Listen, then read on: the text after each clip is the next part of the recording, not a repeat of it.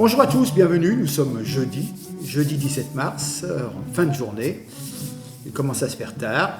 Merci de me rejoindre sur Franck Info, l'actualité vue par Franck Muller. Bon, toujours des tristes nouvelles, je pense à tous ces civils victimes d'un conflit armé en Ukraine. Toute guerre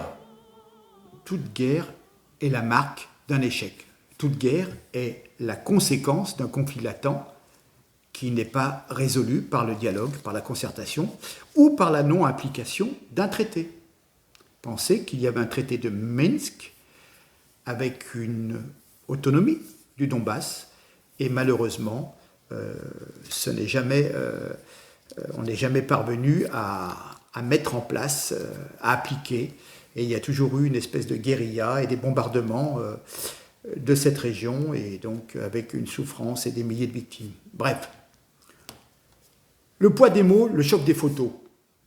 Se laisser gagner par l'émotion n'est pas raison. Ce système médiatique au service des mondialistes, des atlantistes, des gens de l'OTAN fait tout pour formater vos esprits et vous imposer une pensée unique. C'est le camp du bien. On fait la chasse à tout ce qui peut être russe.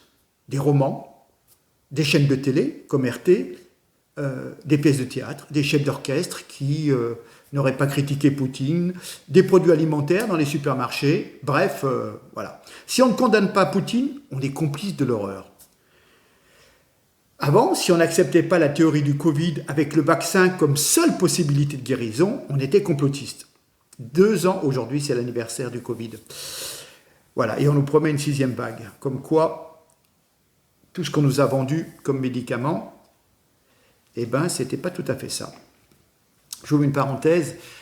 On apprenait ce matin qu'un théâtre rempli de civils était bombardé. Alors, vous savez, moi, je me pose toujours la question, à qui cela profite? Est-ce que cela profite aux Russes de tuer des civils? Non, parce que ça ne fait qu'augmenter, si vous voulez, l'horreur et le ressentiment d'une partie du monde contre les Russes. Donc, ils n'ont pas intérêt. Ils ont intérêt à occuper des points militaires, mais aller bombarder un théâtre avec des civils, franchement, voilà. Par contre, je ne dis rien, mais je me fais une réflexion. L'intérêt, si vous voulez, pour des forces ukrainiennes un petit peu extrémistes, si vous voyez ce que je vous ai dit, qui ont des jolies croix gammées sur l'uniforme, c'est de faire en sorte que ça dégénère, pour pousser un maximum l'horreur et faire en sorte que les alliés, l'OTAN, viennent au secours des Ukrainiens et leur sauvent la mise, parce que pour l'instant, ils sont quand même relativement mal engagés. Voilà. Et je veux dire, je me méfie toujours de certaines actions. Là, je pense, si c'est vraiment des obus russes qui sont tombés, c'est certainement une bavure. C'est pas dans leur esprit de vouloir vraiment taper dans les civils. Ça ne leur apporte rien. Donc vous savez maintenant, quand on veut engager des actions militaires, il faut voir l'intérêt de cette action. Je fais quelque chose, il faut que ça me rapporte. J'occupe du terrain. Là, bombarder des civils au milieu d'une ville dans un théâtre, vous voyez.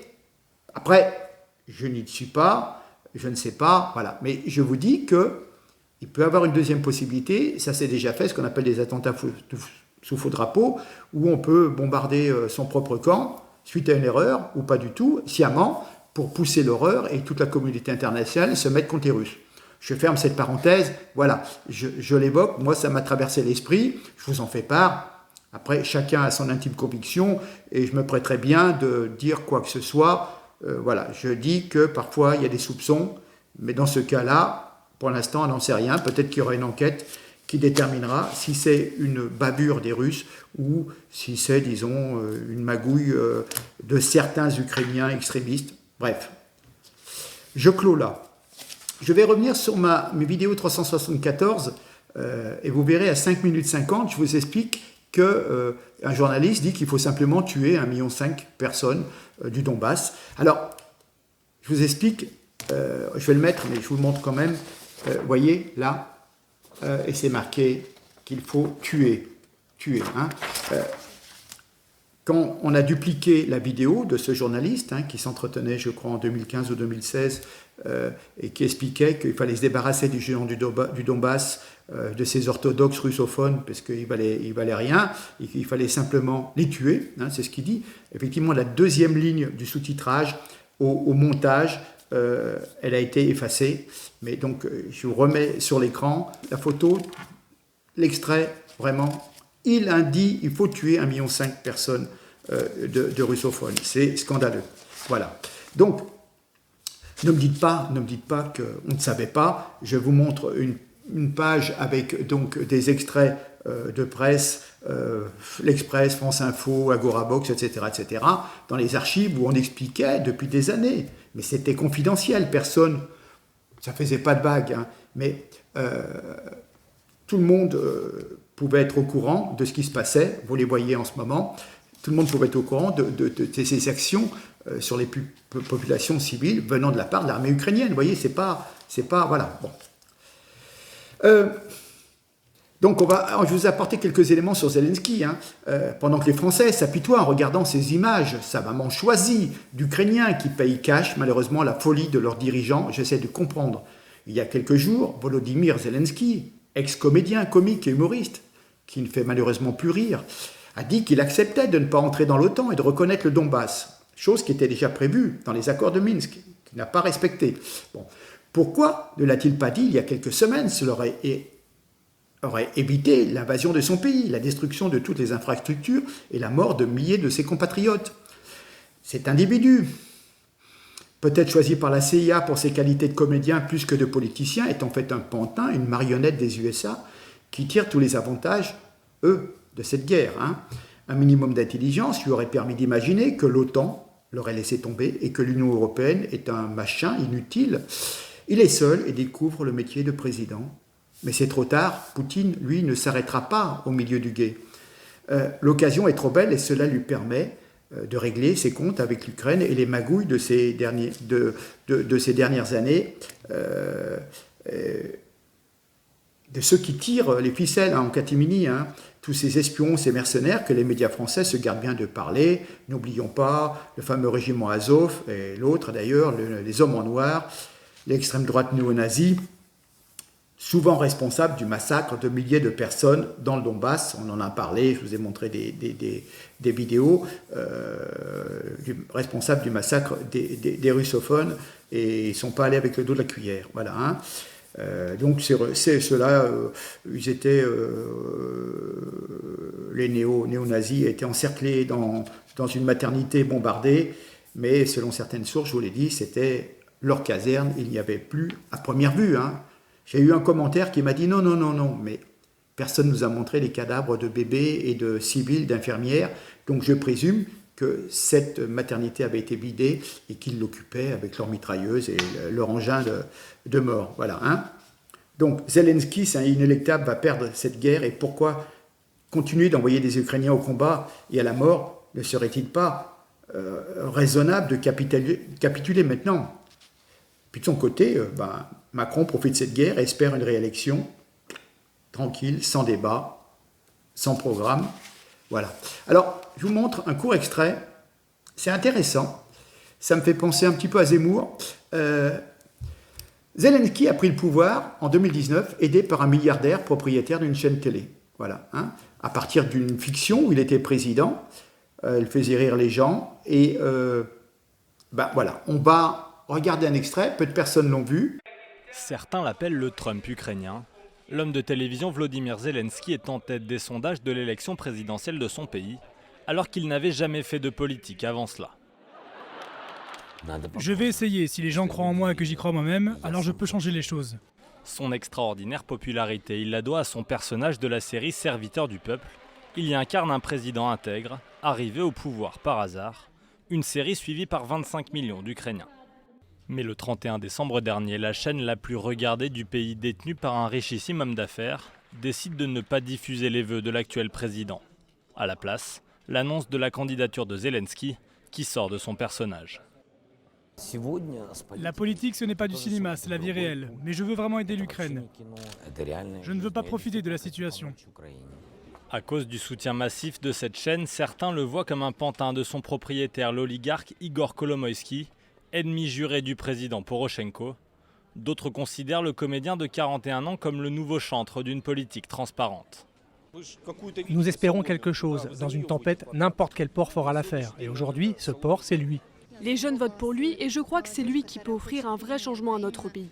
Difficile de comprendre le programme très flou de l'humoriste, mais Zelensky semble conserver un cap pro-européen, même si ce dernier est russophone, langue minoritaire en Ukraine.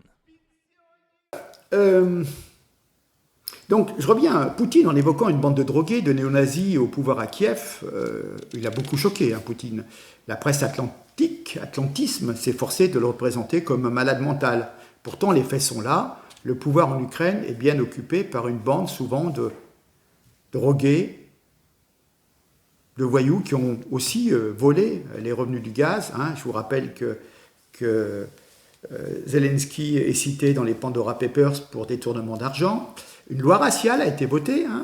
Des monuments aux collaborateurs nazis Stéphane Bandera ont été érigés. Et puis il y a les 2 bataillons nazis incorporés, vous savez, ceux qui ont le joli insigne. Voilà.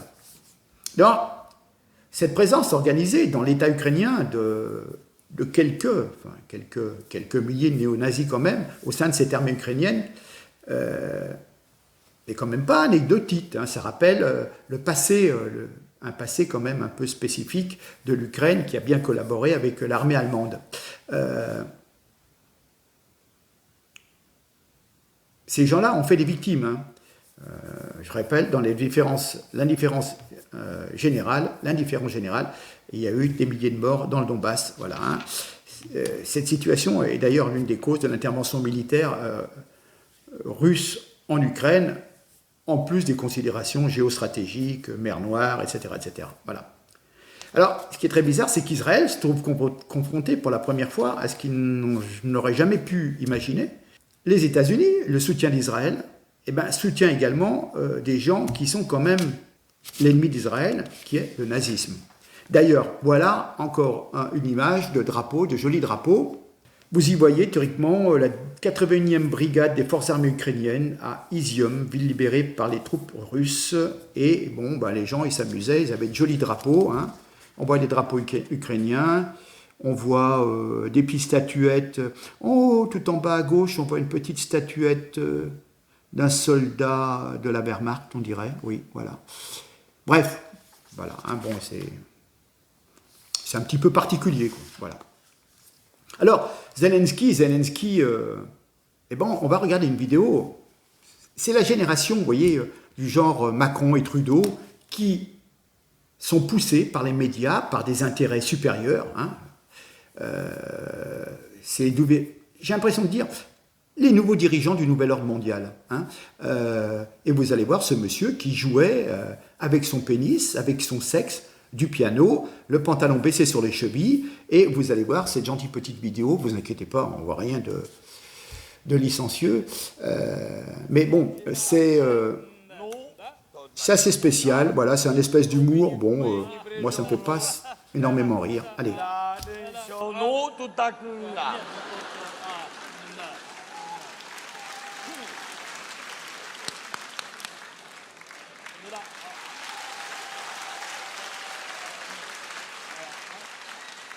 Mesdames, messieurs, attention!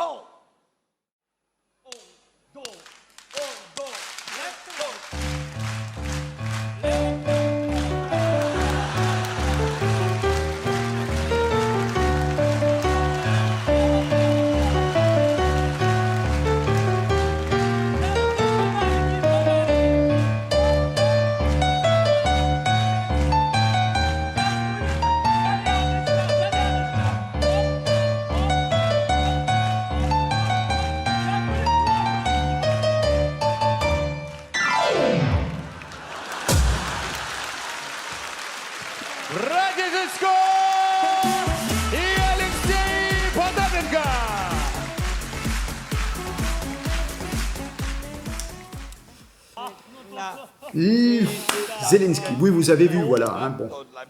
Alors, on a du mal à l'imaginer à la tête d'un État. J'ai vu également des sketchs de lui où il se moque de la politique, il se moque des Juifs, alors c'est bizarre, il fait le salut nazi, Alors bon, voilà. On sait qu'il a l'habitude de se mettre à poil. Ben, tenez, je vous remets encore 2 photos de ce monsieur. Vous les voyez, voilà, en train de jouer de la guitare, en chaussettes, à poil. Évidemment, le sexe est caché par la guitare. Bon, c'est un peu... Bon, bref. Alors, quand il est arrivé d'une façon fulgurante à la tête de l'État, Zelensky n'avait ni expérience politique ni expérience militaire. C'est très intéressant quand on connaît la situation actuelle de l'Ukraine. Il avait 2 propositions simplement pour se faire élire, la lutte contre la corruption et puis la paix dans le Donbass. Donc cette guerre qui sévissait depuis 2014 dans le bassin minier industriel et russophone, situé donc à l'est de l'Ukraine, à cette frontière russe, qui a fait, donc on a dit, certainement 13 000 morts, des 2 côtés, mais principalement des russophones. Hein, voilà. Alors c'était des promesses bienvenues face à une élite vieillissante dont le peuple ne voulait plus. Voilà. Hein. Donc il enchaîne les réformes, crée des institutions, agit tout azimut, et son gouvernement est nommé au départ le turbo-régime par les Ukrainiens. Mais 1 an après, le président licencie l'ensemble des réformateurs, les remplaçant par une équipe moins expérimentée et des amateurs. Hein. Et donc, ce qu'il convient de savoir, c'est que l'opinion publique reproche au président, à la fin, son inexpérience, critique très mal prise par Zelensky, qui s'y croyait maintenant dans ce rôle. Et il semblerait que, d'après des sites ukrainiens cités par Le Monde, il a fait primer la fidélité de sa garde rapprochée sur sa compétence. Voilà, hein. Donc le gouvernement compte aujourd'hui une 30aine de personnes liées à sa société de production, parce que avant d'être élu, il avait une grosse société de production, parce qu'il faisait le comique, il organisait des spectacles, il avait des shows le soir, etc., etc. Vous voyez, ça me fait penser, je sais pas, par exemple, on dirait un animateur-producteur comme Arthur, vous voyez, ou comme Hanouna, voilà. Hein, donc, il avait des moyens de production derrière, voilà. Hein. Donc, il a pris des gens qui étaient dans ces émissions, voilà, des financiers, etc. Hein. Voilà. Certains se trouvaient même au sein de l'agence de renseignement de la défense, responsable de la surveillance des activités des troupes russes. Voilà, il a mis des gens qui étaient du showbiz et les a mis à ces... Voilà, hein. La journaliste en charge de l'Europe de l'Est au Monde, Faustine Vincent, raconte qu'elle a rencontré un des anciens collaborateurs de la première équipe du leader ukrainien qui lui avait dit « C'est un type bien, mais il ne comprend rien. » Quoi ?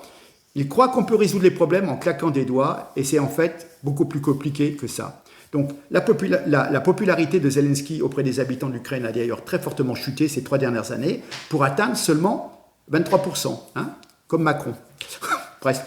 Voilà. Cette dégringolade de popularité est également liée au fait qu'il n'arrivait pas à ramener la paix dans la région séparatiste du Donbass. C'est bien le nerf le nerf de la guerre, hein. Malheureusement. Voilà, c'est quand on laisse pourrir une situation. Bon. Alors, je vais vous passer, pour faire plaisir, une petite vidéo des internautes ont partagé un extrait de film dans lequel on voit Volodymyr Zelensky se saisir de 2 pistolets mitrailleurs et tirer sur ce qui semblerait être des députés au sein du Parlement. C'était sa fameuse série télévisée Serviteur du peuple, dans laquelle il jouait avant de devenir un homme politique. Hein. Ça date de 2016. On regarde. Я понимаю, что многие боятся этих реформ как огня. Но уж простите, господа, придется забыть про Мальдивы и Доны Периньоны. Общество поменялось. И оно больше не будет ждать и прощать.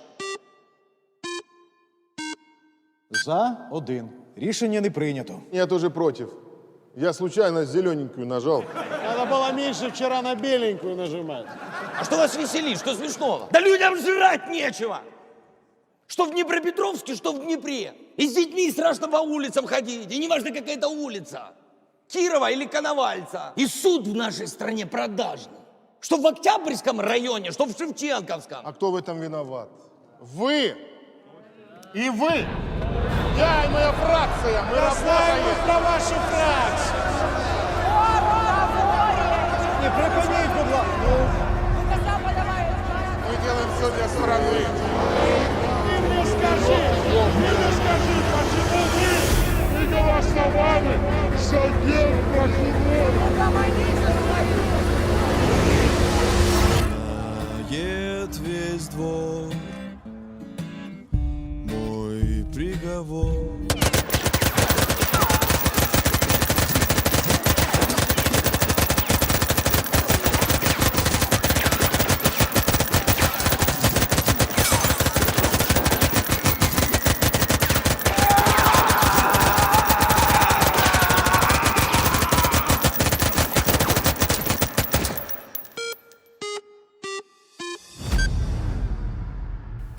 Oui, voilà. Donc vous avez vu, hein, c'est assez sidérant, voilà. Mais c'est un rôle qui l'a rendu populaire. Et puis du coup, je répète, vous l'avez vu dans l'autre vidéo, il y avait le milliardaire propriétaire de la chaîne qui a empêché la diffusion des vœux. Hein, vous l'avez entendu tout à l'heure, qui a empêché la diffusion des vœux du président Poroshenko à la télé, et qui a annoncé, je crois le 31 décembre, quand il y avait les vœux, Zelensky va se présenter à la candidature. Donc il a eu un appui massif au niveau des médias, comme Macron, et du coup ça s'est emballé, il paraissait sympathique et tout, les autres paraissaient corrompus, vieux, etc. Et du coup, ça fait le... Voilà. Mais Poroshenko,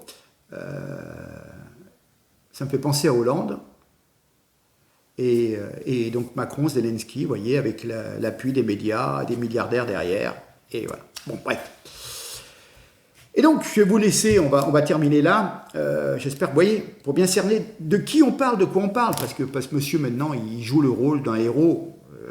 Bon, c'est tout à son honneur s'il croit à ce qu'il dit, mais peut-être qu'il aurait fallu avoir un autre courage. Parfois, il faut avoir du courage pour imposer la paix, pour faire des concessions, plutôt que d'aller à la guerre. Mais bon, je m'abstiendrai de dire plus.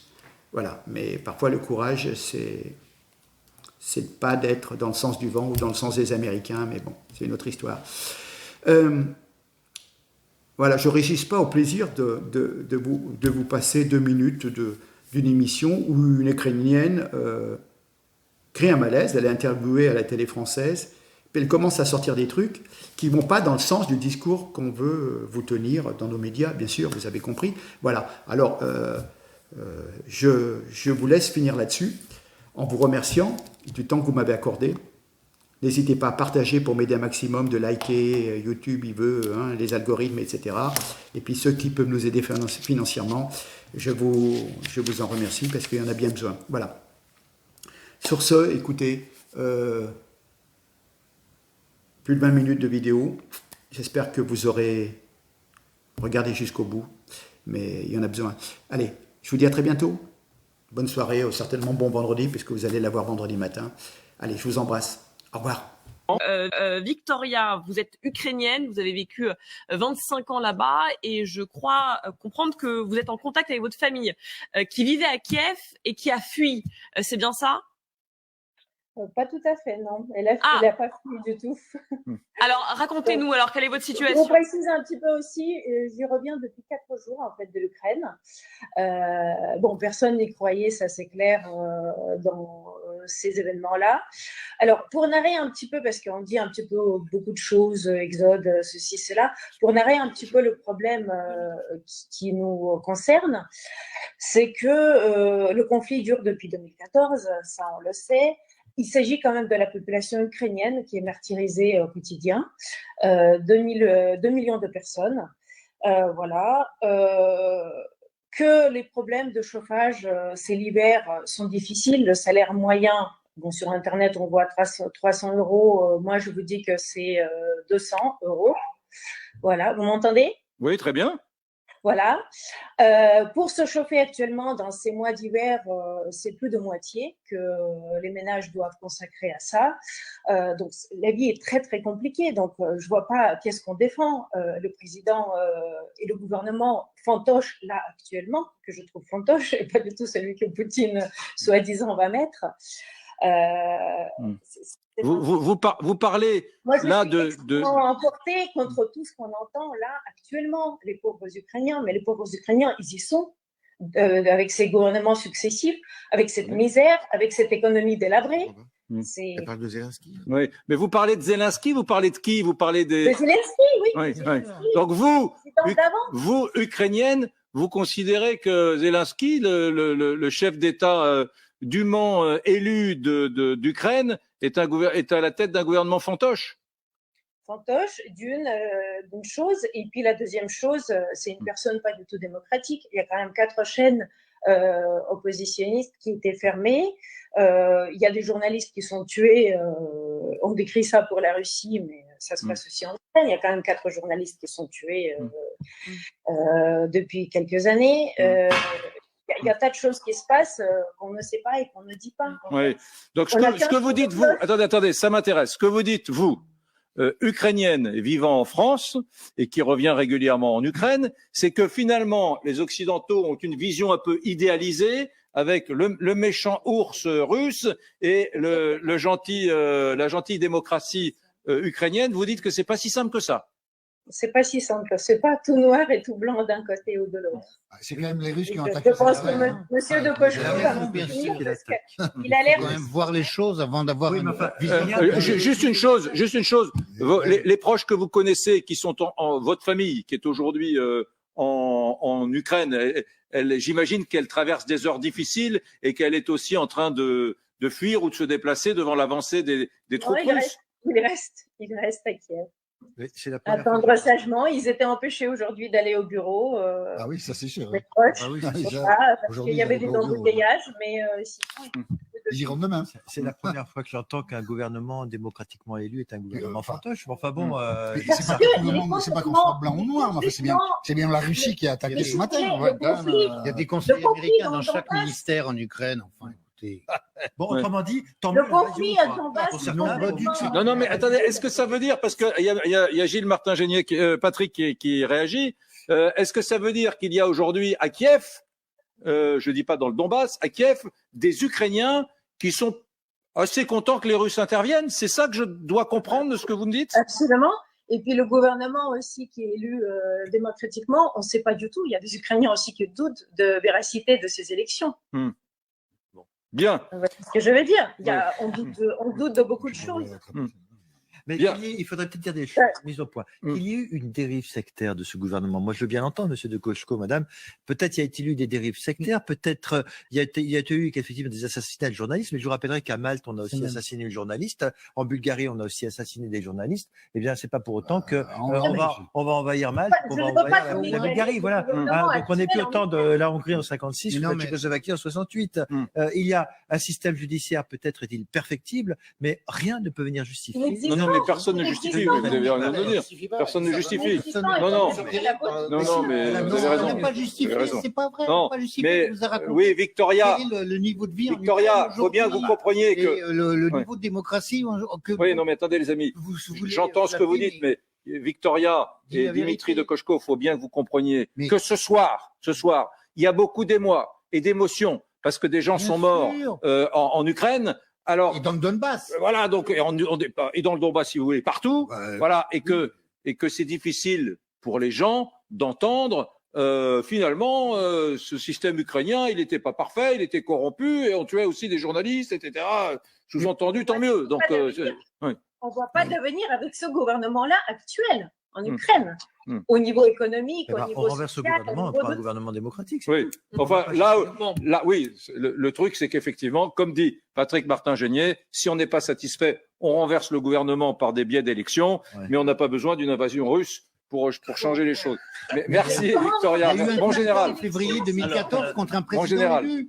Rappelez-vous de ça quand même. Comment? En février 2014, il y a eu un coup d'État contre un président élu.